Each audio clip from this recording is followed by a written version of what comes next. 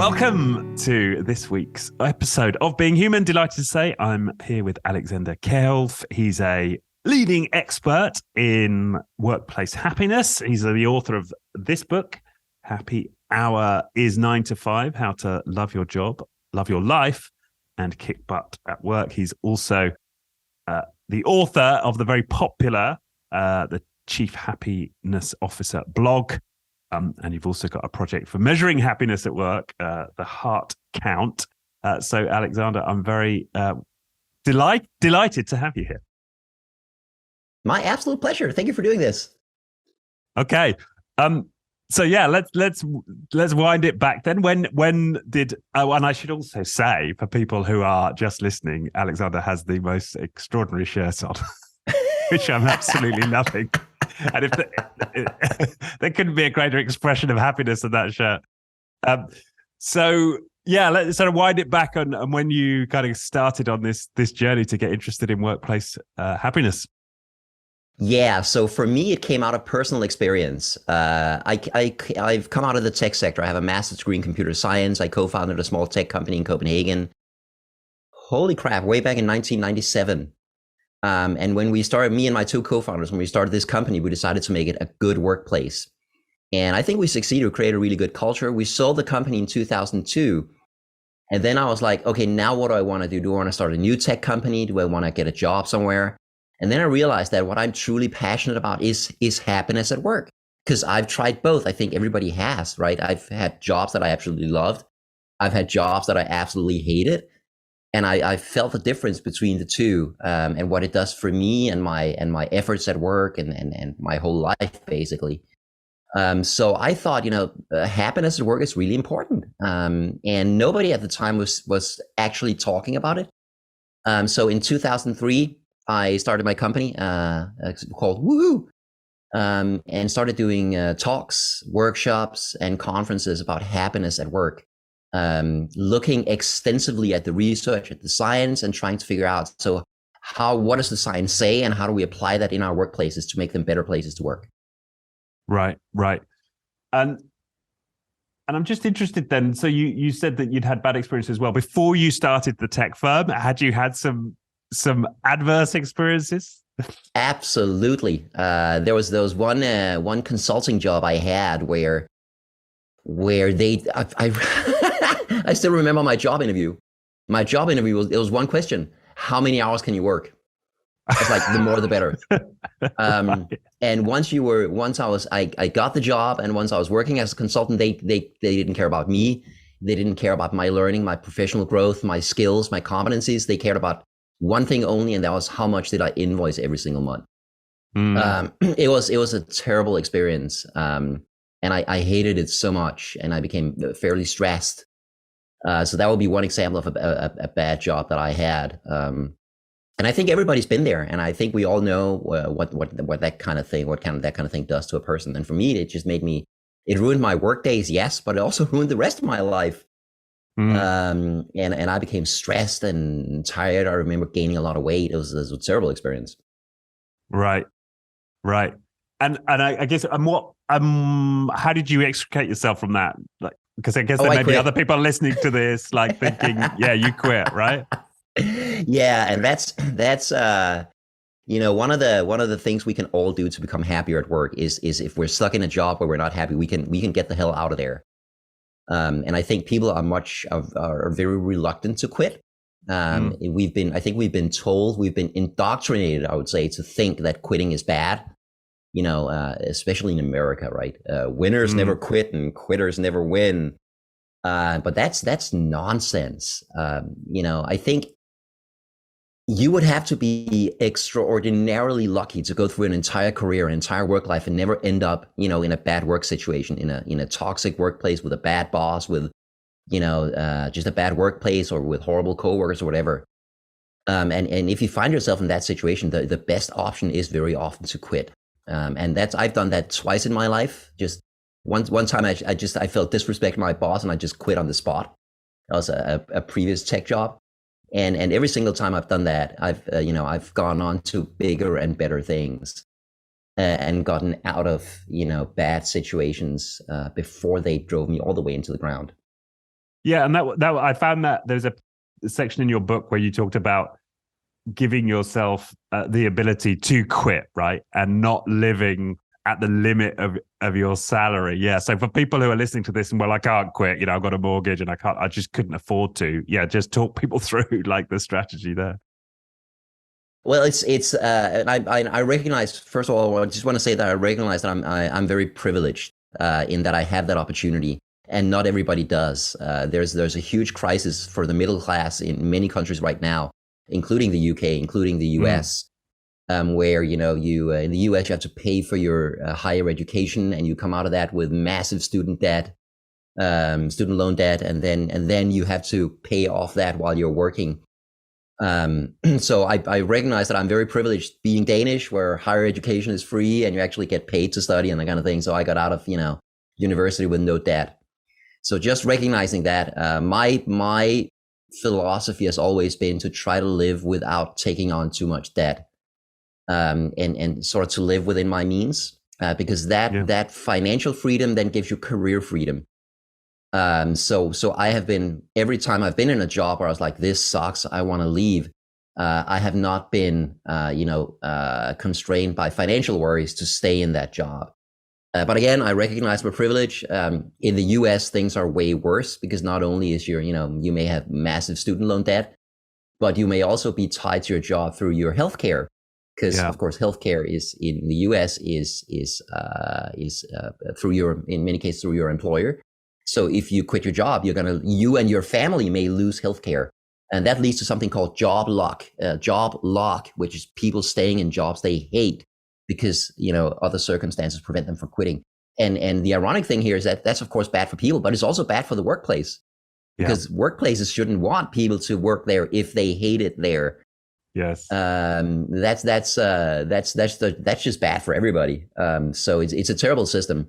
But if for anybody listening, if there's any way you can, live within your means, create a cushion, a financial cushion, so you have the financial freedom to quit if your job turns bad, that is going to give you a tremendous amount of freedom. And that's what I've tried to do all my life. And that's an interesting point you don't really hear in the context of workplace happiness. We often hear like the practices and the things that managers can do and the culture we can create. But one of the things you can do as an individual is get yourself to the point where you can quit if you need to. Yes. And there's a natural tendency whenever, and there is a natural tendency, like whenever we make more money, we sort of increase our expenses.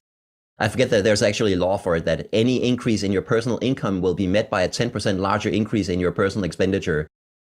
That's a dangerous. I think that's tricky. That puts you in a precarious situation where you may want to quit, but you're not financially able to unless you can line up the next job. And sometimes you can, and sometimes you can't. Sometimes it might actually be better for your, mental health and your physical health and your career to be able to quit a job right now without having the next one lined up.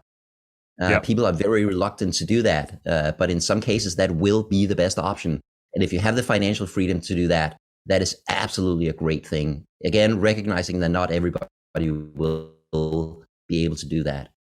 Yeah, and it's interesting, just as you say that, reflect on degrees of financial freedom, because often people will use that term to mean they don't need a job at all, right? They've got passive income set up, and they basically they no longer require a job to live, and that's how we often define financial freedom. But actually, there's a degree towards that, which is I could afford to quit and go a few months before I found the next job.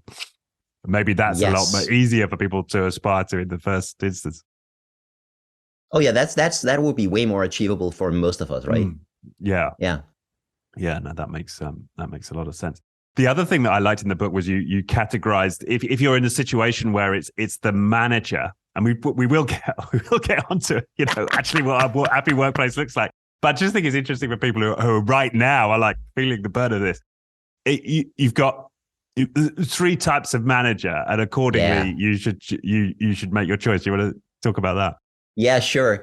I mean, there are good managers, and those are amazing, and if you work for one of those, appreciate it. But if you work for a bad manager, some of them are like they're bad, but they don't know they're bad. Mm. And that's, I think those people are usually capable of learning, hopefully. Um, and you can maybe work with them and point out, here are some things you do that don't really work for me. Could we maybe do things differently? But then of course the other kind of manager is they don't care. They don't. Some of them don't even know they're bad, right? And Mm. and you can maybe show them, listen, here are some things you do that are actually affecting your staff negatively. Stop doing that. And then some of them know they're bad and they don't care. Elon Musk springs to mind right now. Right. As he's beyond reform. There is no way he's ever going to be. He knows he's a bad manager. He's said as much as in interviews, but he just doesn't care enough about his people to change his ways. And his management style at Tesla and SpaceX have been legendarily bad, like rage firings and berating staff and forcing them to do massive amounts of overwork, that kind of thing. And then he's just turned it up to 11 in Twitter now. So he's an example of a bad boss who knows he's bad and doesn't care at all. And I would urge anybody working for Elon Musk to get out of there before he self-implodes. That point is weeks or months away. He's an extreme example, but those bosses exist. And I can't urge people strongly enough. If you work for one of those managers, get out. It's not gonna get better. It's only gonna get worse. It may end up with you in burnout or in a mental breakdown. You want to get out before that happens. And it's actually it's sort of a utopian dream of mine, right? Imagine if everybody who works for that kind of manager quit tomorrow. If all of the bad bosses just lost all of their employees, how amazing would that be, right? If they just woke up tomorrow and had no people to yell at anymore. Right. So absolutely, there's a ton of research that supports the negative effects of having a bad manager and just how bad it can be. Yeah, I mean, I saw in your book something like 70% of people leave roles because of a bad boss. Yes, there's the old adage that people take the job for the job and they leave it because of the manager. Mm. Yeah.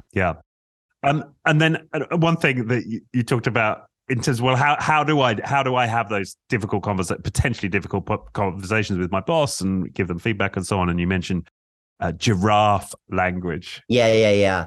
Non-violent communication is sort of the more formal term for it, or giraffe language. And for those who are not familiar, it's like a framework for tricky conversations where you state the facts. These are the facts. Can we agree on the facts? And then you state, here's my interpretation of the facts. Here's what I think we should do going forward, and here's how I think we can follow up on. Or it's like, here's how these facts affect me. Here's what I think we should do going forward. And it's a very useful framework for those kinds of tricky interpersonal situations that can often devolve. If you don't prepare well, they can devolve into like mutual blame, like a mutual blame game. You don't want to go there. So here, dear coworker, I've noticed that you are always late every single morning. This affects all of us in the team because then we have to rush around and do your work while you're not there. Could we make sure that you actually, get into work? And then can we follow up on that in 2 weeks and see if that will be a good use of that framework, for instance. Right. Yeah. Yes. And I'm familiar with nonviolent communication, and I've found it to be really effective. And it just because because you've got a way to prepare for those conversations and a formula, it just gives you it takes the stress out of, like, first of all, how am I going to approach it, right? Because you've got like a template. Yeah. And then once you've been that and you've been through the script, it's then a hell of a lot easier when you're faced with that person to say that thing you want to say, because you've rehearsed it and you've got a logical flow, and it just helps for that to actually happen, for the challenge to actually happen. And then the structure of it also means that you're more likely to get a good result, because Exactly. The whole idea is it's non-violent. You're not pointing the finger. That's the violent part of it. You're not, and it doesn't always work, of course, it's not infallible, but it's far less likely to get that person's back up and to get them in a defensive mode. Exactly. Yeah. No, that's great. Yes. So we've talked a little about it, like, what to do if you're in a position where it's not a happy workplace. But swinging back to when you quit the company that you'd sold, and you said you started to look at some of the research into happy workplaces. What was some of the discoveries you made in the literature that got you interested? Yeah, so I think part of it is like, what does happiness at work do for you, and what does it do for the workplace? A huge amount of research on that, and it turns out that happiness at work is very good for us as people, and unhappiness at work is very bad for us. This is not surprising because we spend so much time at work, we invest so much of our energy there, and it makes up like a large part of our identity is in what we do for a living. So it turns out that if you are actually happy at work, you are also happier in life. You are more successful at work because you do a better job when you're happy. You are healthier. You are a better coworker when you actually enjoy your job. You work better with others when you have a good day than when you have a bad day. So there are any number of positive health effects and positive career effects and positive life effects for people who like what they do. So that's sort of for the individual. And then looking at it from the workplace's perspective, because, a lot of bosses are like, yeah, that's all well and good, but show me the money. And it turns out that the research very clearly shows that happy workplaces make more money because happy workers are more productive, they're more creative and innovative, they're sick less often, so the absenteeism rates are lower. They stay with the company longer, so you can save money on recruitment and training costs. It turns out that there's a huge spillover effect from employee happiness to customer happiness. Just as an example, we worked with one IKEA warehouse in Copenhagen, where they were like, we need to get customer satisfaction scores up. And they realized that the best way to do that was to bring employee satisfaction scores up. And it absolutely worked. It was a fantastic project. So there's a tremendous amount of research supporting this. That happy employees lead to better results for the company. So that's the sort of the positive effect side of it. And then the other side of it is, okay, fine, happiness at work is a good thing. I kind of think we all know that. Then the question becomes, how do we do it? Yeah. And then again, there's a tremendous amount of research on that. What is it that actually makes you and me happy at work? When do we like our jobs? When do we not like our jobs? And this is where I think a lot of companies get it completely wrong. Because I think a lot of companies are like, yeah, we need to attract the best employees. We need to make them productive and creative. Let's give them a gym in the office. Let's give them massages and smoothies and, good food in the cafeteria and fancy coffee machines and, spinning classes or whatever, right? And they try to buy happiness with stuff, with perks, or they try to do it with money, right? Let's have competitive salaries. Let's have amazing bonuses. Let's have, good promotions and that kind of thing.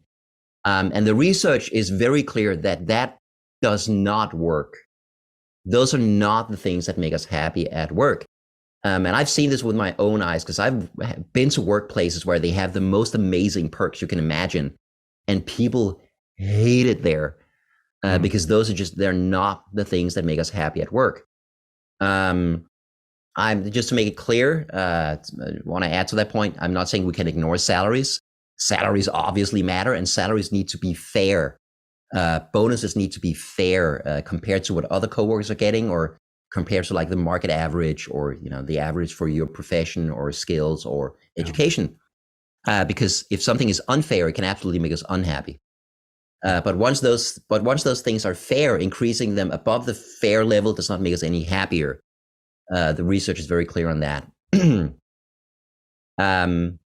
And so many companies, that's been sort of my realization. They waste so much time and energy and money on stuff. I went to I spoke at an HR conference in Istanbul, and I talked to the HR manager of a big multinational company in Turkey. And she told me that, they'd asked their employees, they told their employees, you don't seem very happy. What can we do for you? And the employees said, we want free fruit every day. And they got free fruit every day, and they were still not happy. Then they asked the employees, what do you want now? The employees were like, we want a gym in the office. They built a gym in the office and nobody went and they were still not happy. And then they were like, so what do you want now? And the employees were like, how about a swimming pool? And the company said, no, you're not getting a swimming pool. And that just shows that you cannot buy happiness with any of those things, because, you give employees like a gym in the office and it's nice and they appreciate that for about 2 weeks and then it's just there. Now it's just an entitlement. They're just used to it. So those things they never. Sorry, but it's just interesting that those what they weren't answering was, I'd like a more empathetic boss, or I'd like, yes. Why is the first answer something material? That's curious, is what I'm. That's because people don't know what will make them happy, and that's actually one of the key things or key goals of our work, is to try to make people aware of what it really is that makes them happy at work. Because a lot of people have been trained to think that that would make me happy. That would make my workplace better if we got all of that. And I promise you, it won't. It really, really won't. But we just have the wrong idea of what will make us happy. There's a researcher called Daniel Gilbert who's researched that, and he says people are just very bad at predicting what will make them happy. Lottery, stop 100 people on the street and ask them what would make you happy in life, and a lot of people will say winning the lottery. And it turns out that lottery winners are actually only a little bit happier on average than the general population. That's fascinating and immediately applicable to any managers listening. So the first question you may not want to ask your team is, what would make you happy? That's actually, and we never do that. We never ask that question in the work we do. We ask a very different question, actually. Can I try this on you? That would be amazing. Go for it. Yeah. Okay, so can you think of like a specific situation recently where you were happy at work? Where you were like, this is amazing. Wow, I'm having a great time at work right now. So so I mean, in some ways, I think we're in a similar line of business. But yeah, I was leading a leadership development workshop with a colleague of mine, and it was a section of this particular program that I'd never done before, and I led it, and I got good feedback, and so I felt very happy. Yeah, and what about that made you happy? A feeling of accomplishment, a feeling of, my colleague here has taken a bit of a risk. She's let me do this, knowing it's the first time on a program she was leading, and I did a good job. Yeah. See, that's a great example. And first of all, congratulations, good job. That's amazing, right? Feels good. So we never, in our workshops or in our talks, we never ask people what would make you happy at work. We use this question: tell me about a specific situation that made you happy at work. And when we ask that question, nobody, and I mean nobody, in the almost 20 years I've done this, has said, well, I got free fruit, or the coffee in the company's great, or I went to the gym in the office. Although that does make a difference. Sorry? Although good coffee does make a difference. I'm on a crusade against bad coffee in the workplace. But nobody ever mentioned that coffee, again, is there, but nobody ever mentions that. Nobody ever says, I got a raise and it made me really happy. Yeah. Nobody ever said, I got a bonus and it made me really happy. So what people mention instead are exactly what you said. And that brings us to what makes us happy at work. Should we talk about that now? Yeah. So looking at the research and trying to, because there's so many great models. There's like self-determination theory is a great model. There's I think Dan Pink and his talk about motivation is really cool. Yeah. And sort of bringing that to the essence of it, we talk about two things that make us happy at work. And the first one is results. And that's exactly what you talked about, right? Results is when you're good at your job, you make a difference, you can reach your goals, you can build up new skills and knowledge and get even better at what you do and progress professionally. That feeling of accomplishment that you talked about, that is a huge factor in happiness at work. It just feels amazing to be good at your job. And conversely, if you're not good at your job, that feels terrible to know that, I'm not good at what I do. I can't perform. I can't reach my goals. I'm probably going to get fired because I'm not good enough at this. And I should say what especially matters talking about results is meaningful results. So it's not just checking off items on your to-do list or, reaching a milestone. It's when you can see that the work I do makes a difference for somebody else. Like when you're in a training situation and you can see that you're helping the people you're teaching, right? Yes. And making a positive impact on them. Yeah. Those meaningful results are huge in happiness at work. And that's interesting. Yes, because when I think about I got all, if I hit like 20 admin tasks in a day, it's like 1/10 of what I experienced when I made the difference for those people in that workshop. Yeah, that's a really important point, isn't it? The meaningful gratification there. Exactly. And then the other factor that really makes us happy at work is relationships. And that is when we have good relationships with our coworkers, good relationship with our manager. If you're the manager, good relationship with your employees. This feeling that I am valued in the workplace, not just for my skills and my knowledge and my work, but also, for myself. The people in my workplace, people on my team care for me as a human being. Good relationships is when we know each other, not just as professionals, but also as human beings. And it's when we can be ourselves in the workplace and connect with other people. It's very hard to make good relationships in the workplace if you're putting on your professional mask every time you go to work. I think a sign of good relationships is when you can be yourself and genuinely connect with other people who are also being themselves in the workplace. And there's so much research on this showing the value of the absolutely essential importance of good human connections in the workplace, and especially a good relationship with your immediate manager. And I promise you, if you have a bad relationship with your manager, you're going to have a bad time. Work is going to suck so bad.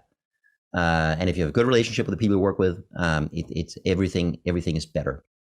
So those are the things we need to look for. And whenever we do workshops around the world, or speeches, we ask this question, tell me about a specific situation that made you happy at work. And every single time it's about the stories that come out about results and relationships, doing great work together with great people.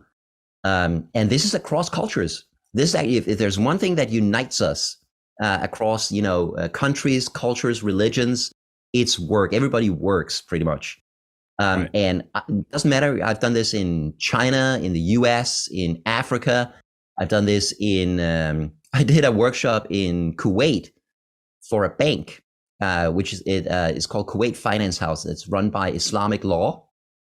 So I did 2 workshops for men only and 1 workshop for women only. And a lot of the women were in burqas, so you can only see their eyes. It was kind of tricky when somebody asks a question, because like, who's talking in the audience? Right. So culturally very different from what I'm used to here in Denmark, but crucially, and there are so many differences in between Danish workplaces and this workplace in how people interact. For instance, work stops whenever it's prayer time, and then everybody prays together. There's an imam on each floor. There are separate floors for men and women, so hugely different. But when you ask this question, the answers I got in that bank were exactly the same answers I would get in any bank in Denmark. It was about, I had this client who was in a tricky financial situation and I could help her and she was so happy. Or, the other day, my manager was like, I see you've been working so hard. Can I take you out to lunch so we can just spend some time and have fun together? Results and relationships. This is across cultures. I think the reason why this is so universal is because they represent our 2 most fundamental psychological needs as human beings. It's the need to know that I matter, I make a difference, and the need to know that I'm liked, I'm loved, I'm accepted for who I am. And those are incredibly important for us at work and in everything else we do, right?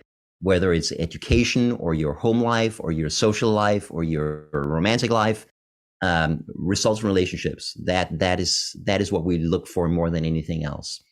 So that's my advice to people is when you're looking for a job, you want a job with a fair salary, fair working conditions, and that kind of thing.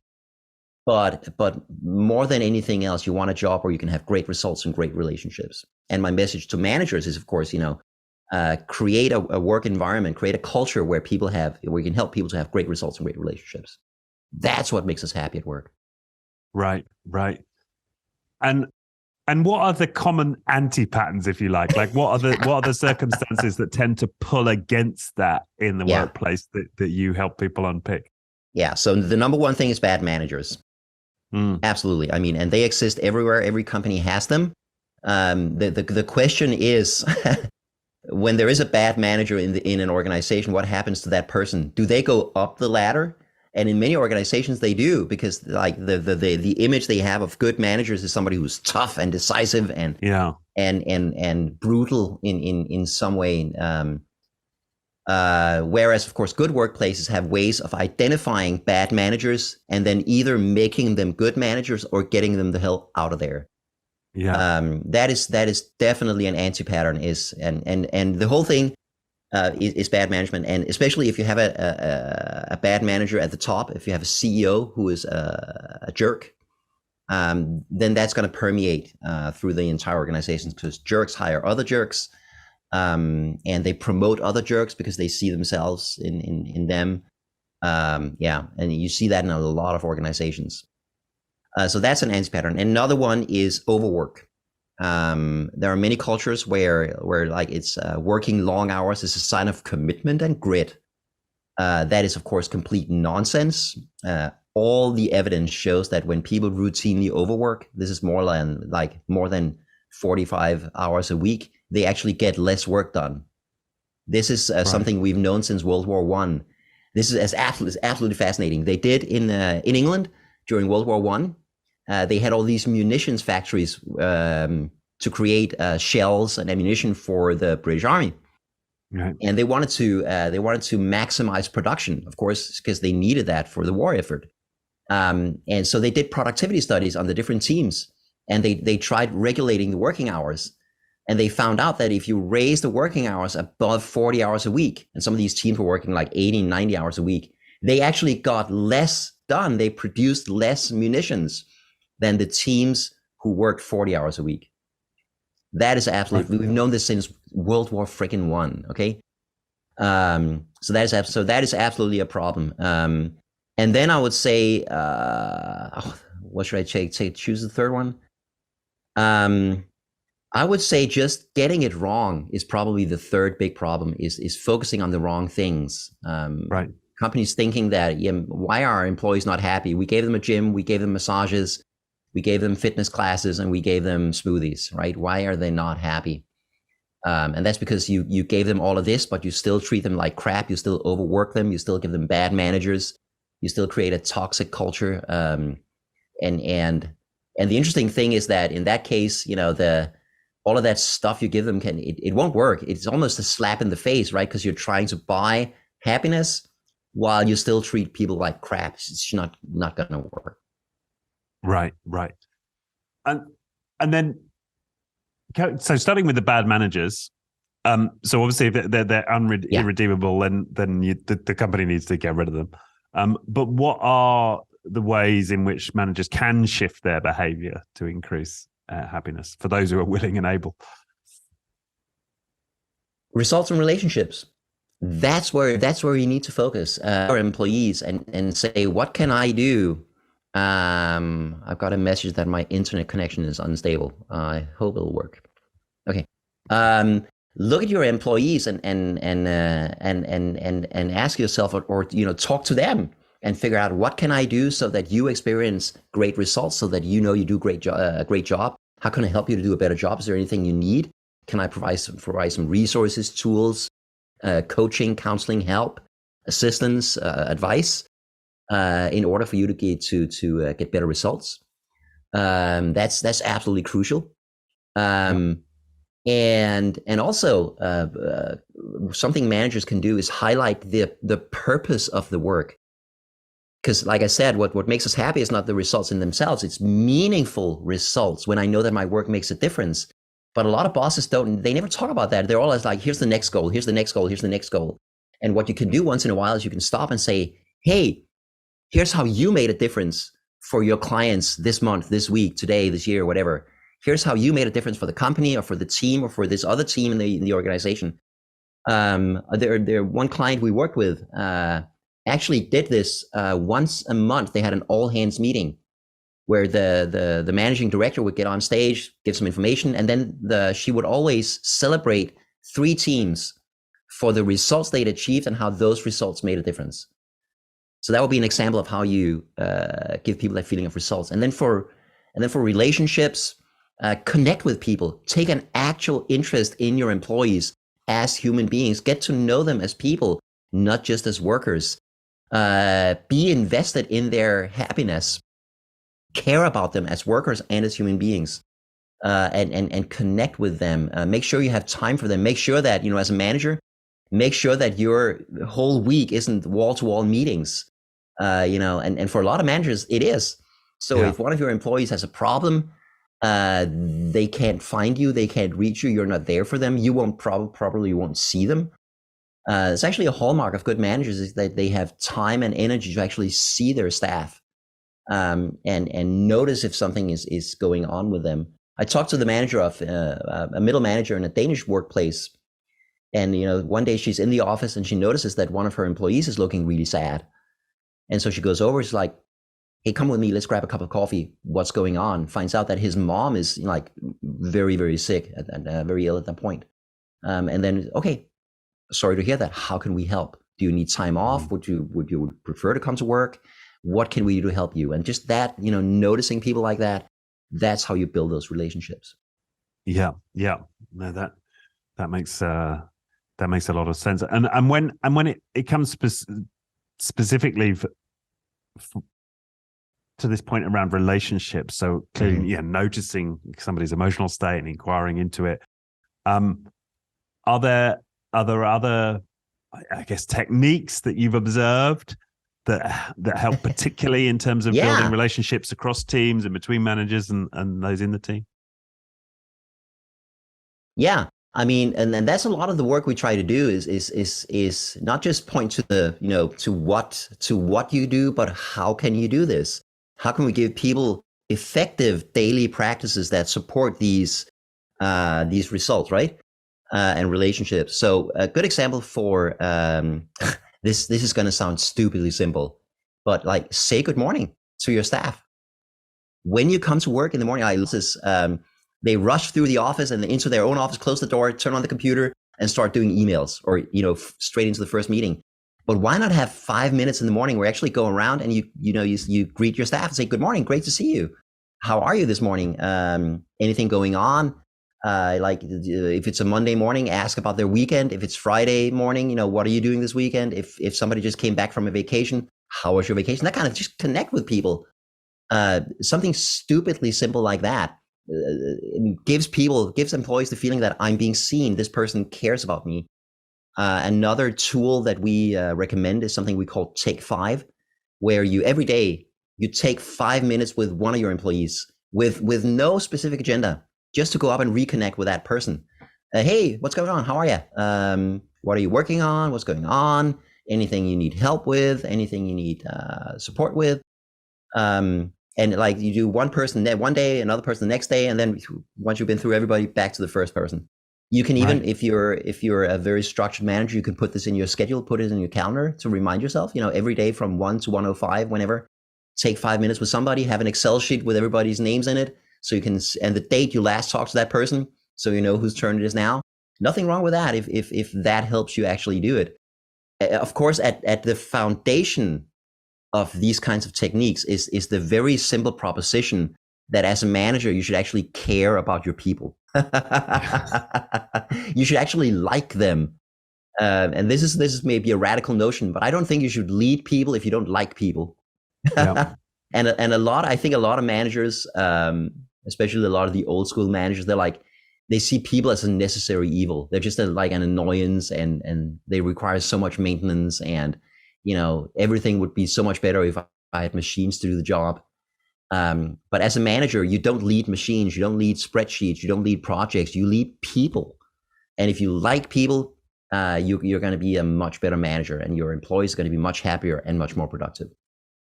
It reminds me of that Orson Welles quote, the Citizen Kane director, when one of his actors asked him, what's my motivation for this role? And he says, well, you're getting paid. Right. Exactly. Yeah. And money is just a supremely bad motivator. Right. Yeah. Right. Yeah. So that makes sense. I totally relate to that. Not saying good morning. I'm guilty, right? I'll just come in, to the office, and I'll just be totally focused on, I've got to get to that email. I've got to make this call, and yeah, it could take. I can understand how that might take a bit of discipline to, for some.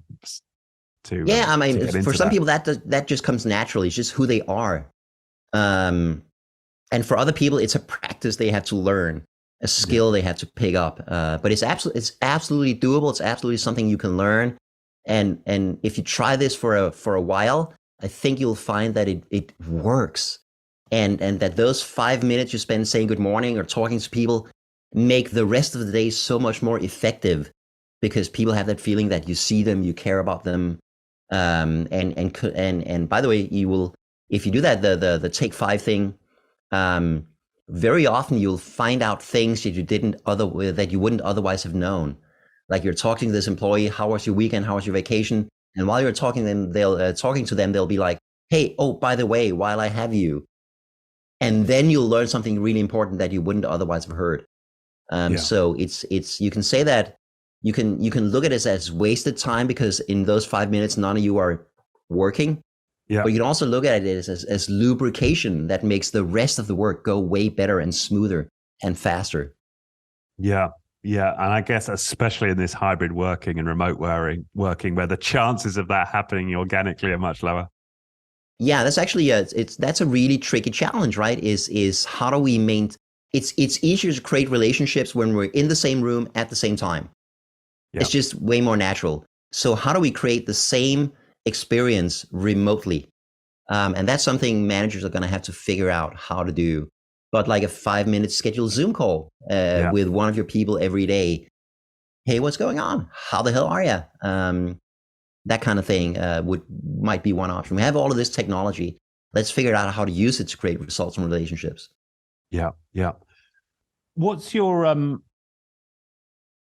understanding of gratitude and its relationship to happiness? That's come up a lot on this podcast. I wonder if you've looked at that. Yeah, there's a huge amount of research on the value of gratitude, and we also know that there's this thing called negativity bias, which means that we're just better at noticing and focusing on the bad things, and we're also better at remembering bad experiences. And that actually you can see that very clearly in the workplace, where people are just way better at complaining about the bad things in their jobs than appreciating the good things in their jobs.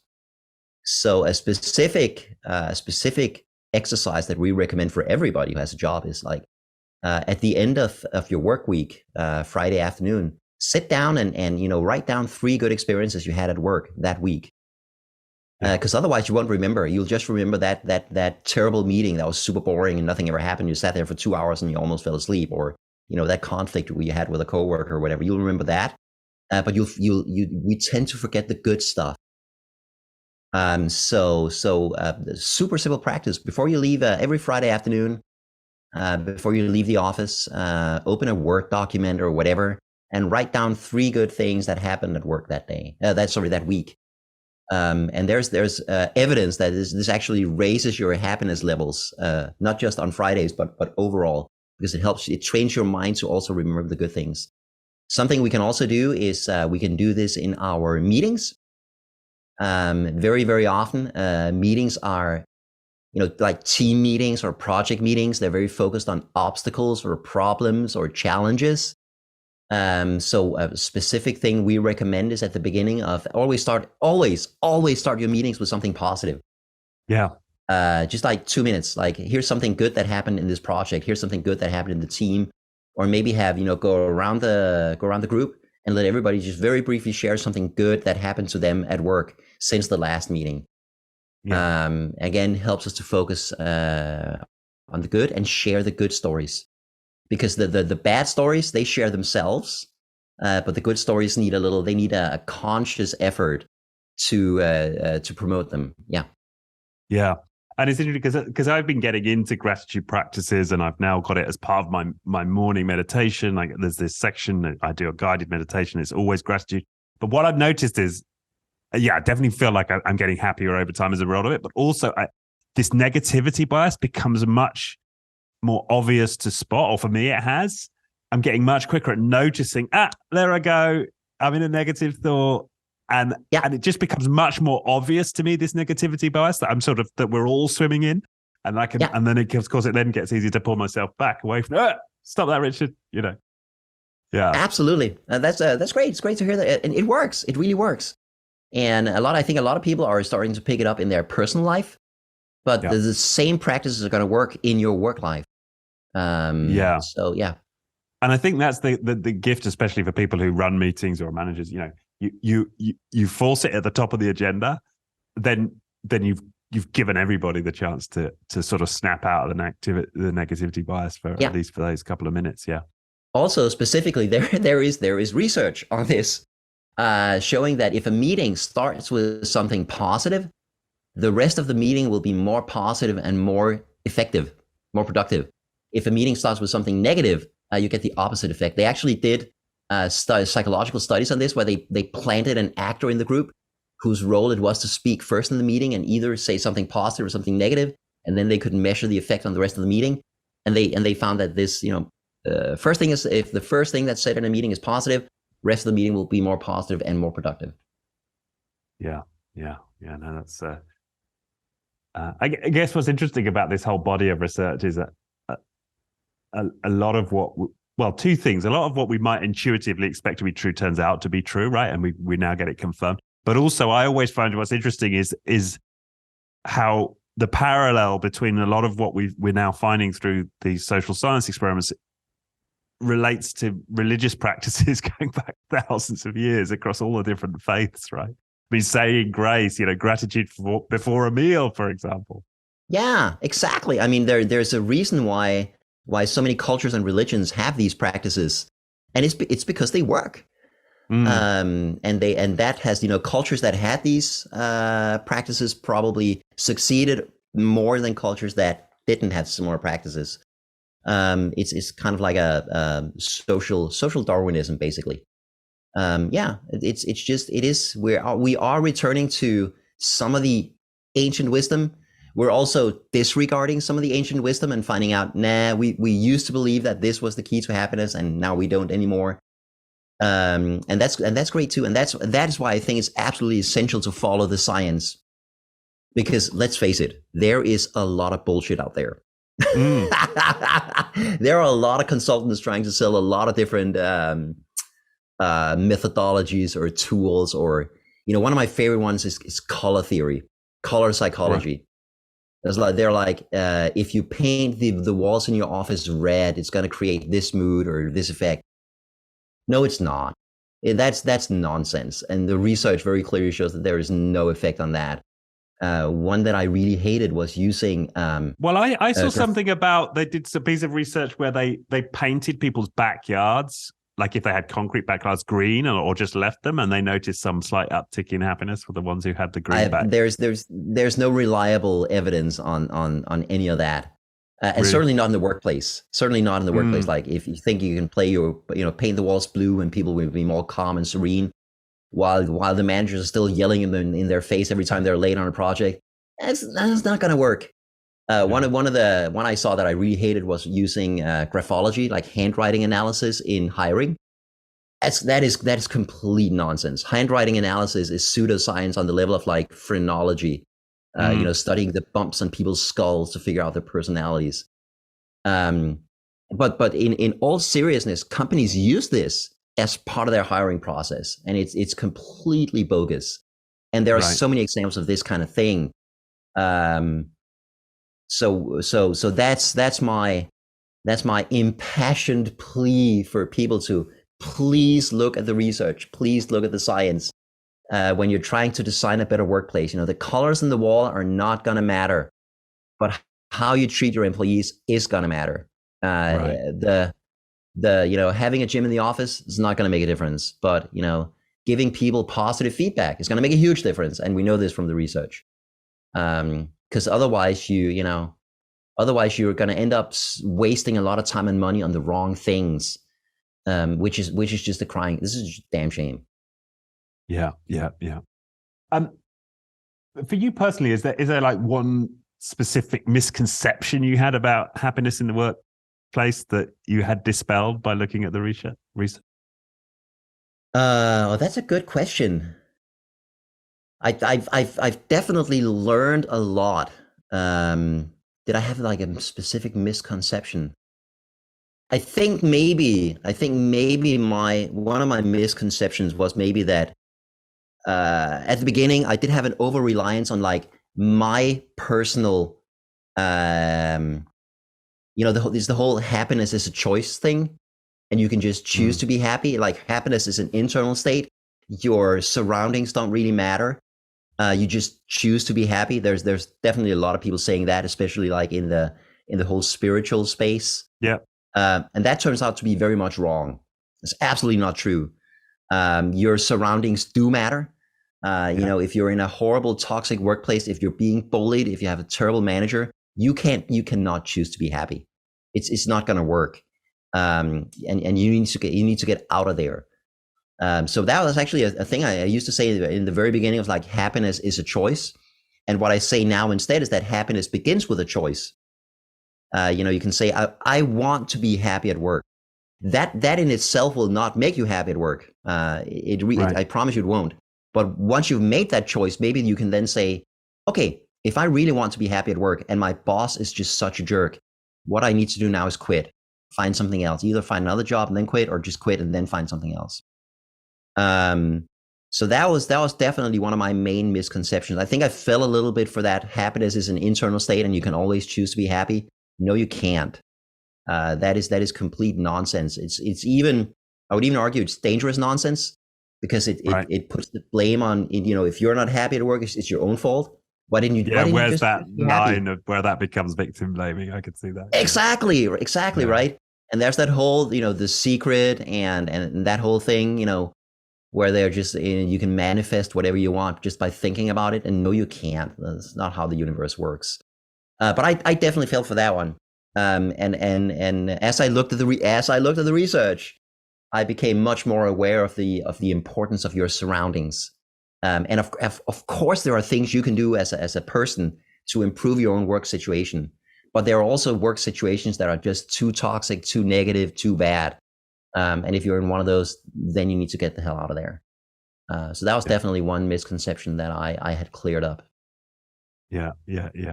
And this is all an and, isn't it? It's like, yes, there's lots of things you can do as an individual, and it's the environment. The environment makes a big difference. It's exactly. It's not an either or. It's a both and. Because there are definitely also people who are in pretty good work situations, but they're just completely incapable of seeing the good in it, and extremely good at picking up on every little negative detail and complaining about that incessantly. Those people also exist.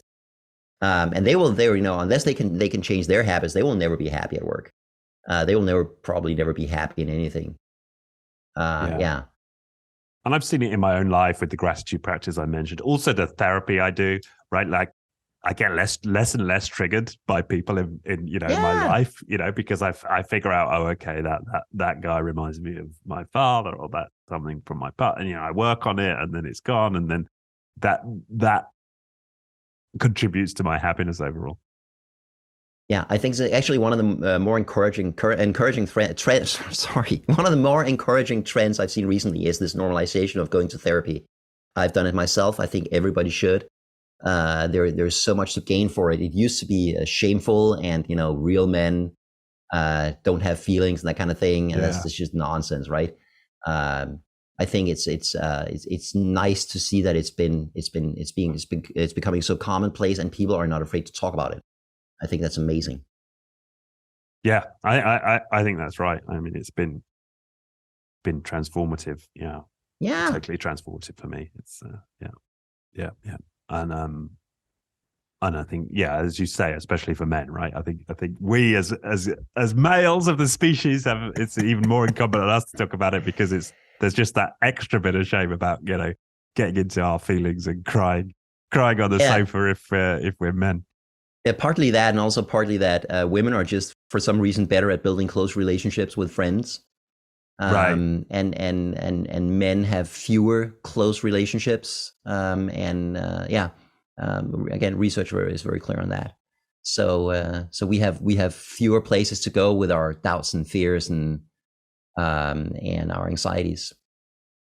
Yeah, yeah, I think that's true. And what I found with the therapy is the paradox is that the more I do that deeper work and allow myself to get to the grief and get the tears out and so on, the more the more manly I become, right? The more kind of balanced I become emotionally, right? It's this Exactly. Yeah. It's such a weird thing to say that it's not manly to, how could it not be manly to have the courage to actually face up to your own inner life and do something, take action to make it better? Yeah. Well, you know what would be incredibly unmasculine would be to not go to therapy because other people say, think it would be feminine, right? What a good point. Caring about right. what other people, that would be incredibly wimpy and not masculine. Yeah. Yeah. I'm not going to go to therapy because I think all my friends are going to think I'm a wimp. Yeah, that's about as unmanly as it gets. Great point. Wimpy. Yeah, great. Good. Well, it feels like we've had a really good, tour of some of the concepts and some of the techniques. Is there anything we've missed or you'd like to share we haven't touched on?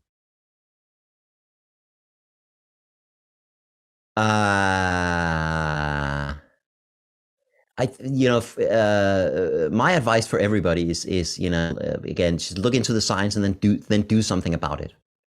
Right? What can you do to improve your own work situation? How can you create better results and relationships for yourself?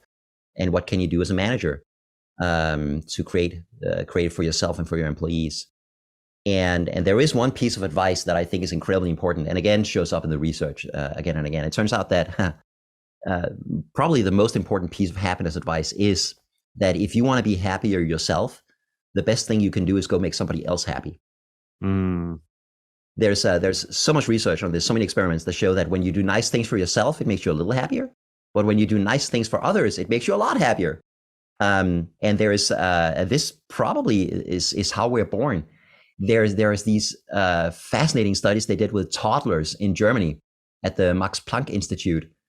They take like a toddler and they show the toddler an adult who needs help, like getting into a cupboard or something, and completely without prompting, toddlers will just go and help. Because that's just who we are. If we see somebody in need, we want to help them.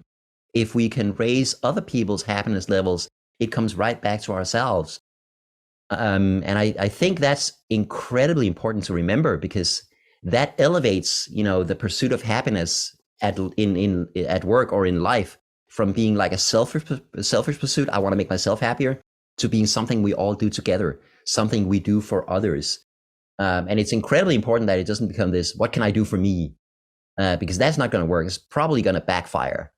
It's got to be like a common process. It's got to be something we do together, especially in our teams and our workplaces, to figure out how we create a workplace where everybody's happy, not just me, but everybody. I think that's really, really important to remember. And that's what you see in, when I've visited some of the best workplaces in the world. And that's what you see when you go there. It's just everybody cares about everybody else. Everybody cares about the impact they have on other people. And it just elevates the whole organization. And it's beautiful to see these workplaces where people can just be themselves and just be nice to each other and do great work together. I think that's what we need to aim for. Yeah, that's such an important point. And great you got it out there. And I must admit, I was feeling a little bit of like almost a bit of guilt as you were showing that, because when I'm consuming all of the the book and everything else, I'm the first question I ask is, okay, what could I be doing like to improve my happiness, right? That is 100% where I go first in my mind. And I think everybody does. And it turns out that that's great. There's nothing wrong with that question. But also the other question is then, but what can I do for others? Knowing that that will also then reflect back on me. Yeah. Great. Good. All right. Well, Alexander, thank you for sharing your time. My absolute pleasure. All the way from Copenhagen. I really enjoyed this conversation. Me too. It's super practical. I'm hoping people listening to this are going to get a lot out of it. We will put links to the book. Happy Hour is 9 to 5, as well as to your blog and to to the organizations that you founded and run. Once again, it's been awesome to have you. Thank you very much. Thank you. And have a very happy day. I will. Thank you.